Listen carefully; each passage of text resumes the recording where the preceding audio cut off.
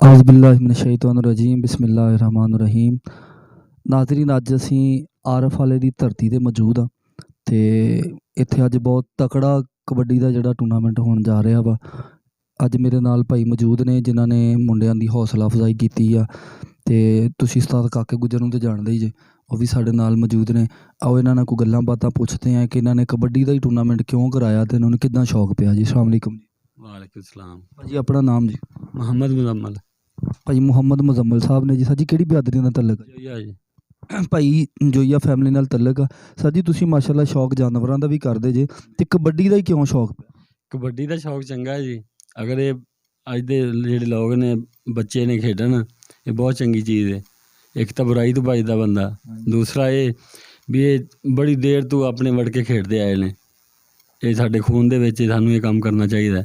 एक तो बंदे दी जान बड़ी फिट है, मेहनत करदा बंदा, इहदे नाल बंदा बड़ा ठीक रहिंदा है। ये बड़ी चंगी चीज़ है। हर बंदे नूं चाहिदा भी आपो आपदे पिंडां दे विच ये शौक पैदा करे, नशे तो बचे दा, बुराई तो बचे दा इहदे नाल।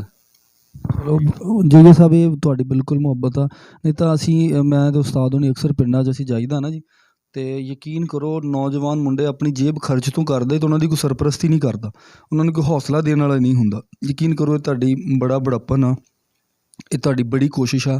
इहदी जिहड़ी अल्लाह पाक ही तुहानूं इहदी रज़ा जज़ा दा मालिक दऊगा। आओ जी हुण उस्ताद काका गुज्जर साहब पंजाबी बोलदे वो खिलाड़ी ने जिन्हां ने तकरीबन हर मैदान दे विच अपना फन बखेरिया, अपने फन नूं उजागर किया, पंजाबी दे बोलां नूं अगे लैके आया। उन्हां नाल गलबात करदे। अस्सलाम वालेकुम उस्ताद जी। वालेकुम सलाम जी। सारियां भरावां नूं परदेसी भरावां नूं सलाम अलैकुम।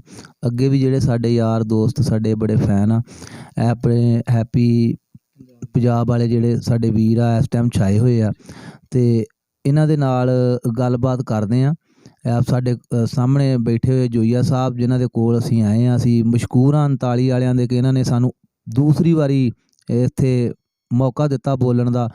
पिछले टूरनामेंट दे विच भी इन्हां ने बड़ियां मुहब्बतां कीतियां, बड़ा प्यार किया।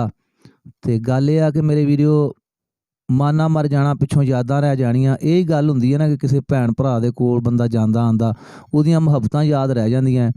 ते कबड्डी जिहड़ी आ ओह अगे जोइया साहब ने गल कीती आ कि साडी ये पंजाबी खेड आ, पुरानी खेड आ, साडे बजुर्ग भी वेखदे आ, निक्के बच्चे भी वेखदे आ ते असीं मशकूर हाँ इस टाइम 39 ਚੱਕ ਦੇ ईबी ਦੇ ਵਿੱਚ बैठे हुए इस टाइम जी। असी जोइया बरादरां को साडे कोल मुजम्बल जोइया, उधर साडा वीर जी अपना बलाल जोइया, इन्हां दियां मुहब्बतां इन्हां दा प्यार हमेशा याद रहूगा। तो अज पहला दिन है मेरे वीडियो टूरनामेंट का। इंशाअल्लाह तआला तुसी देखते रहना कि इस टूरनामेंट दे विच 2 मुंडे बाहरों पाए हुए आ, तुहानूं बहुत मज़े आउणगे इंशाअल्लाह तआला, क्योंकि इहदे विच बहुत सोहणे मुंडे इस ਜ਼ਿਲ੍ਹਾ ਪਾਕਪਤਨ ਦੇ ਵਿਹਾੜੀ ਦੇ ਬਾਹਰੋਂ ਜਿਹੜੇ ਮੁੰਡੇ ਪਾਏ ਚੰਗੇ ਪਾਏ ਆ ਜੀ।